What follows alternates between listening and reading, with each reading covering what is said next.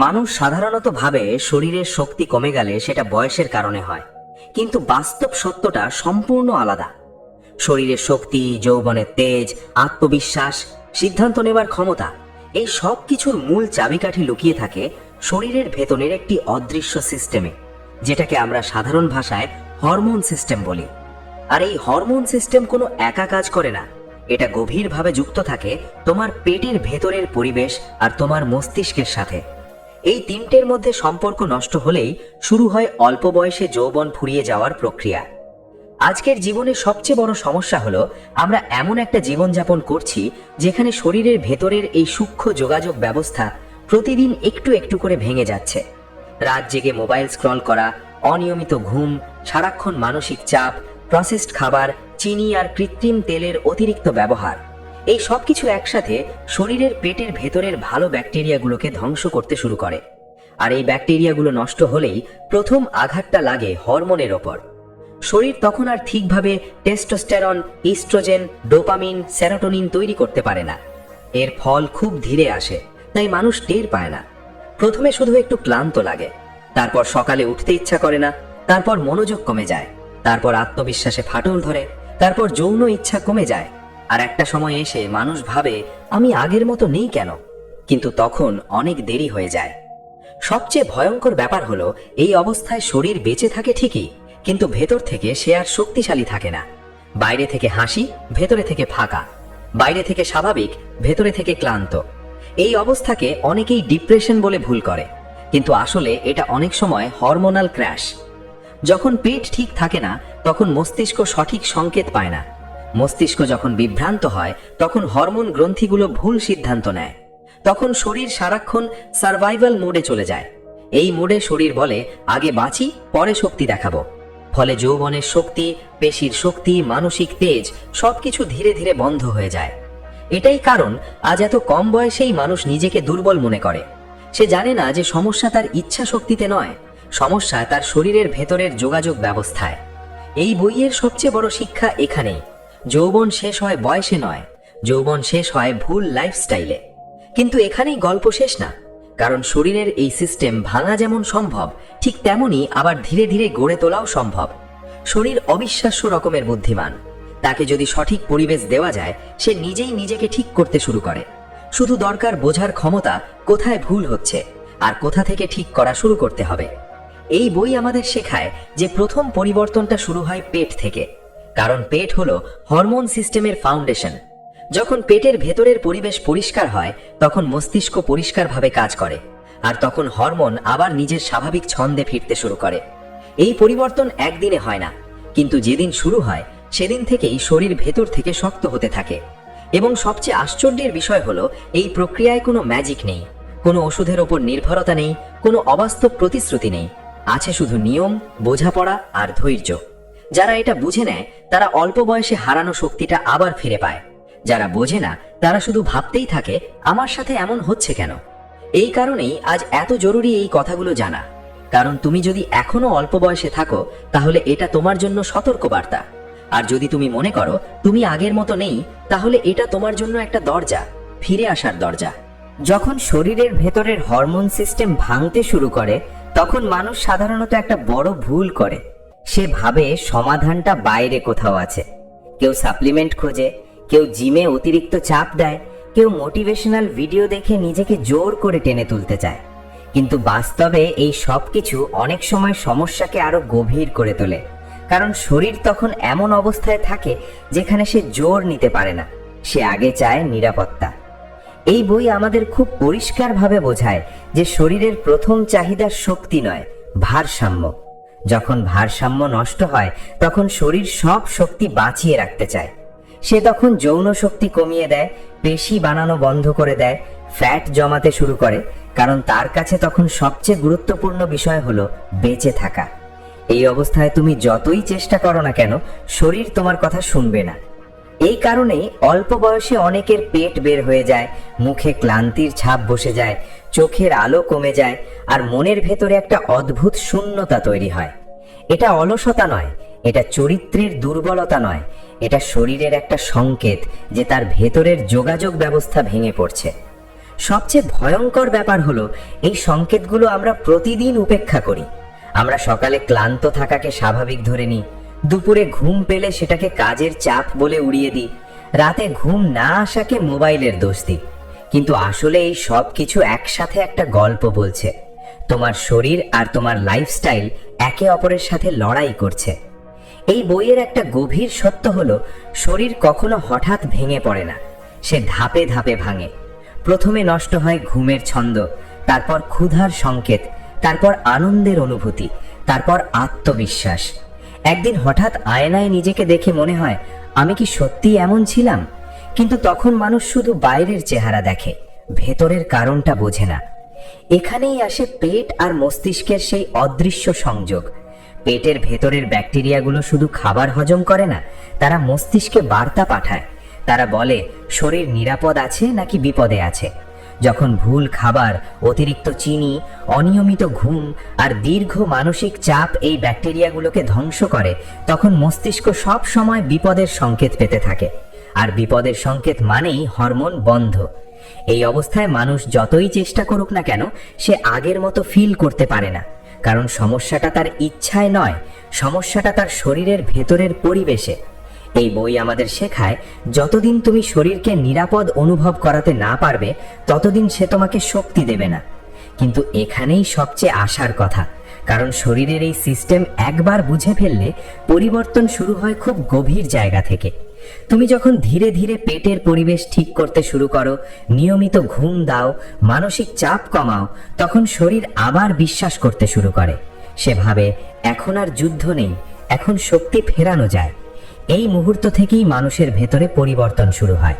প্রথমে ঘুম একটু গভীর হয়, তারপর সকালে উঠতে কষ্ট কমে, তারপর মনোযোগ ফিরে আসে, তারপর আত্মবিশ্বাস ধীরে ধীরে গড়ে ওঠে। এই পরিবর্তন বাইরে থেকে ছোট মনে হলেও ভেতরে এটা একটা বিপ্লব।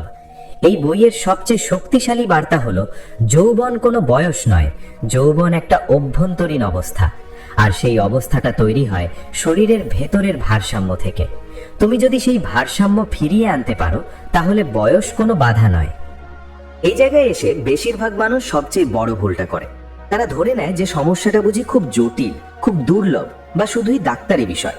কিন্তু এই বইটা বারবার একটা কথাই প্রমাণ করে, হরমোন নষ্ট হওয়ার পেছনে বেশিরভাগ সময় কোনো রহস্য নেই। আছে কিছু অভ্যাস যেগুলো আমরা প্রতিদিন করি এবং সেগুলোকে স্বাভাবিক বলে মেনে নিই। একটা সময় ছিল যখন শরীর দিনের আলো দেখেই জানত, অন্ধকার হলেই ধীরে ধীরে শান্ত হতো। এখন সেই ছন্দ ভেঙে গেছে। রাতে চোখের সামনে আলো জ্বলে থাকে, মস্তিষ্ক ভাবে এখনো দিন চলছে, ফলে ঘুমের হরমোন তৈরি হয় না। ঘুম না হলে শরীর নিজেকে ঠিক করার সুযোগ পায় না। আর যে শরীর নিজেকে ঠিক করতে পারে না, সে কখনো শক্তি, যৌবন বা আকর্ষণ ধরে রাখতে পারে না। এই বইয়ের ভাষায় বলা হয়েছে, ঘুমের অভাব মানে শুধু ক্লান্তি নয়, ঘুমের অভাব মানে শরীরের ভেতরের মেরামত বন্ধ। প্রতিদিন তুমি যত দেরিতে ঘুমাও, ততদিন শরীর শেখে যে পৃথিবীটা অনিরাপদ। আর অনিরাপদ পরিবেশে শরীর প্রথমেই যে কাজটা বন্ধ করে দেয়, সেটা হলো প্রজনন ও শক্তির হরমোন। কারণ তার কাছে তখন বেঁচে থাকাই সবচেয়ে বড় লক্ষ্য। এরপর আসে খাবারের বিষয়টা। আধুনিক খাবার দেখতে সুন্দর, স্বাদে তীব্র, কিন্তু শরীরের কাছে সেটা অচেনা। এই বই দেখায় কিভাবে অতিরিক্ত চিনি আর প্রক্রিয়াজাত খাবার পেটের ভেতরের ভালো ব্যাকটেরিয়াগুলোকে ধ্বংস করে দেয়। আর যখন এই ব্যাকটেরিয়াগুলো কমে যায়, তখন শরীর আর বুঝতেই পারে না কখন সে তৃপ্ত, কখন সে নিরাপদ। ফলে মানুষ বারবার খায়, তবুও সন্তুষ্ট হয় না। পেট ভরে কিন্তু মস্তিষ্ক ভরে না। এই অবস্থায় শরীর সব সময় স্ট্রেস হরমোন চালু রাখে।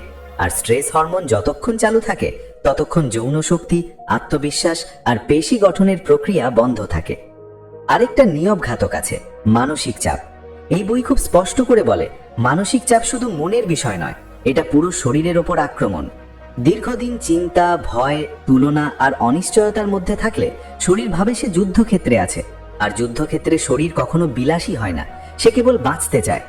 এই কারণে আজকাল অনেক তরুণ হাসে কম, উত্তেজিত হয় কম, ভবিষ্যৎ নিয়ে ভরসা পায় কম। তারা বাইরে থেকে স্বাভাবিক দেখালেও ভেতরে ভেতরে ক্লান্ত।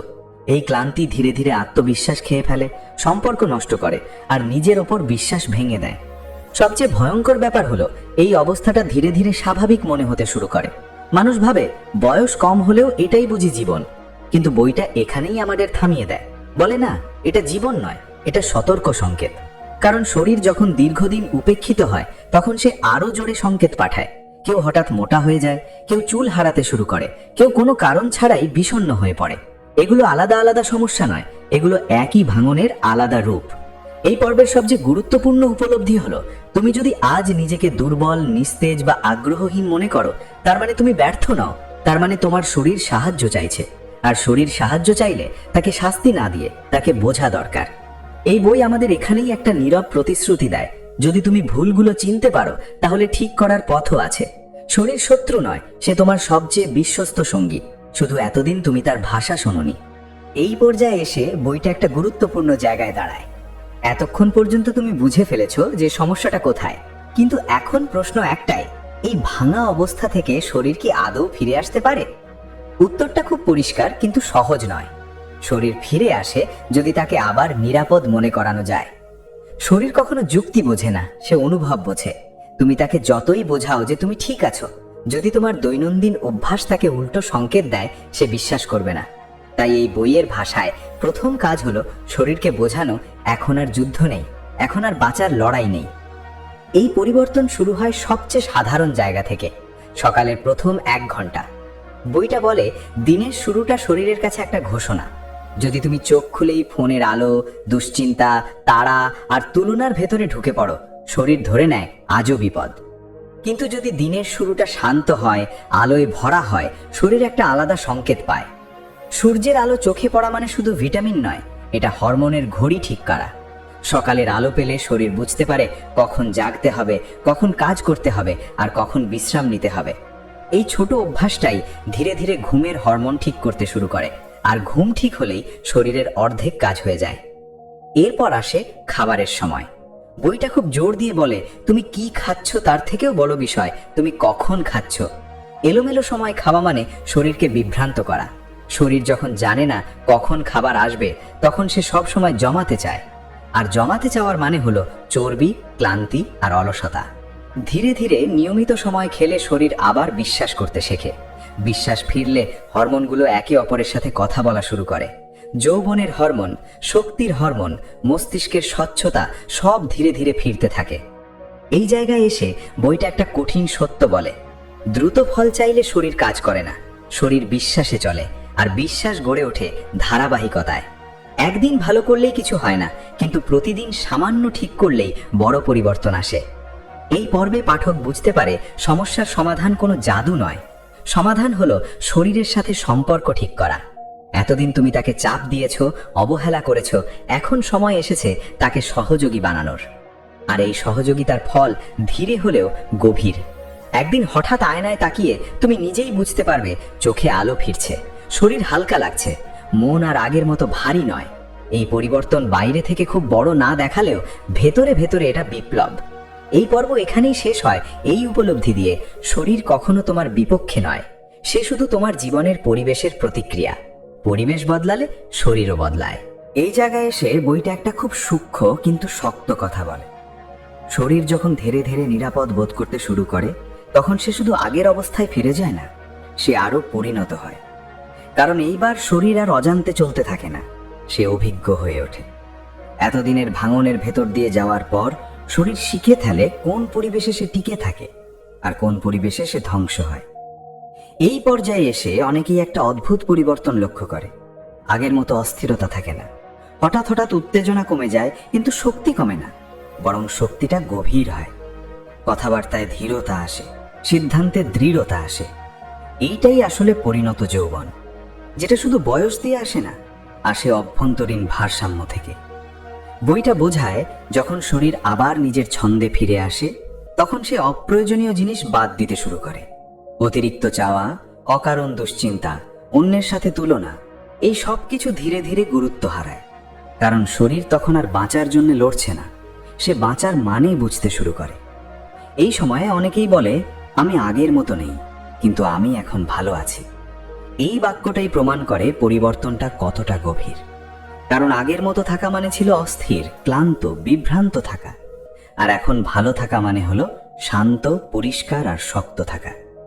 এই বইয়ের শেষ শিক্ষা এখানেই। যৌবন মানে শুধু শক্তি না, যৌবন মানে নিয়ন্ত্রণ। নিজের ওপর নিয়ন্ত্রণ, নিজের সময়ের ওপর নিয়ন্ত্রণ, নিজের চিন্তার ওপর নিয়ন্ত্রণ। আর এই নিয়ন্ত্রণ আসে তখনই যখন শরীর আর মন একে অপরের বিরুদ্ধে কাজ করা বন্ধ করে একসাথে চলতে শুরু করে। এই অবস্থায় এসে মানুষ আর নিজের শরীরকে শত্রু মনে করে না। সে বোঝে শরীর আসলে সবসময় তাকে রক্ষা করতে চেয়েছে। শুধু ভুল পরিবেশ, ভুল অভ্যাস আর ভুল বোঝাপড়ার কারণে এতদিন দুজনের মধ্যে দূরত্ব তৈরি হয়েছিল। এখন সেই দূরত্ব কমে আসে। শরীর আবার বিশ্বাস করতে শেখে, আর বিশ্বাস ফিরলে শক্তি নিজে থেকেই আসে। কোনো জোর নেই, কোনো তাড়া নেই, কোনো প্রমাণ করার দরকার নেই। তুমি যা, সেটাই যথেষ্ট। এই জায়গায় এসে বইটা পাঠককে একটা নীরব প্রশ্ন করে রেখে যায়। তুমি কি আগের মতো থাকতে চাও, নাকি ভেতর থেকে শক্ত হতে চাও? কারণ দ্বিতীয় পথটা সহজ না, কিন্তু একবার শুরু হলে আর থামতে ইচ্ছে করে না। এই গল্পটা এখানেই শেষ হয় না, বরং এখান থেকেই নতুন একটা জীবন শুরু হয়, যে জীবনটা বাইরে থেকে খুব আলাদা না দেখালেও ভেতরে ভেতরে অনেক বেশি স্থির, অনেক বেশি শক্ত, অনেক বেশি নিজের। যখন তুমি এই ভিডিওটা শুনে এখানে পৌঁছো, তখন শুধু একটা কথাই মনে রাখবে: যৌবন হারায় না, যৌবন ভুল পরিবেশে চাপা পড়ে। পরিবেশ বদলালেই সে আবার ফিরে আসে। ভিডিওটা যদি তোমাকে নতুন করে ভাবতে বাধ্য করে থাকে, তাহলে লাইক দিও, মতামত কমেন্টে জানিও।